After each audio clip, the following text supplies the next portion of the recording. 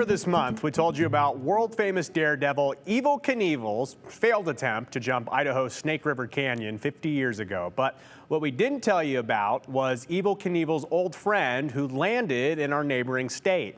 So we're going to have one of our old friends who also landed in a neighboring state tell us a story.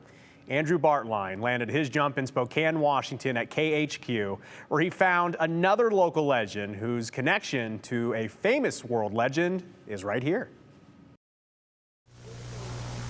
There's something to be said about people who seemingly lived life like it was a game. There's something misunderstood. We do not believe in the words "no fear." We don't believe in that. If Evel Knievel felt fear like the rest of us, then what do we make of this? Or this? It's been 50 years since Evel jumped Idaho's Snake River Canyon. Or rather, landed in the Snake River Canyon. He started to roll and he's coming back this way now. Whoa, right down the gut. Tracy Castle would know, after decades, as Evel's player too. I was as kind of a little right-hand man on several projects. So it started with a windsock to market delivery drivers.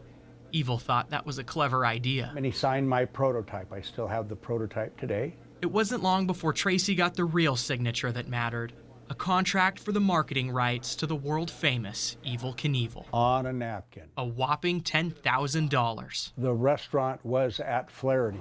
You're probably thinking, there's no way a defunct downtown Spokane bar napkin penned a legally binding contract with Evel. Well, Tracy could get him to sign anything.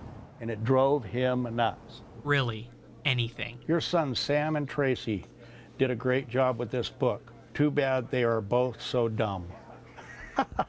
Love Evel.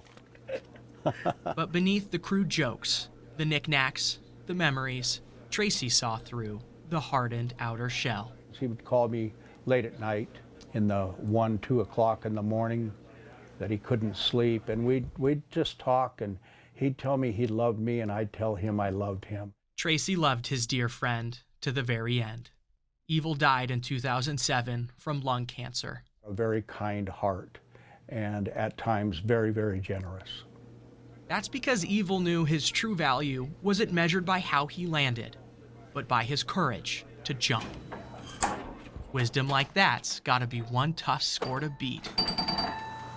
50 years later, there is something to be said about that failed jump, and it's not rocket science. Remember, if you fall off, Andrew Baertlein. You're never a failure as long as you try to get up. That's what life is all about. All of you remember that. Tracy and Evel started working together late in his career. He says Evel once gave him the shirt off his back. Evel is buried in Butte, Montana.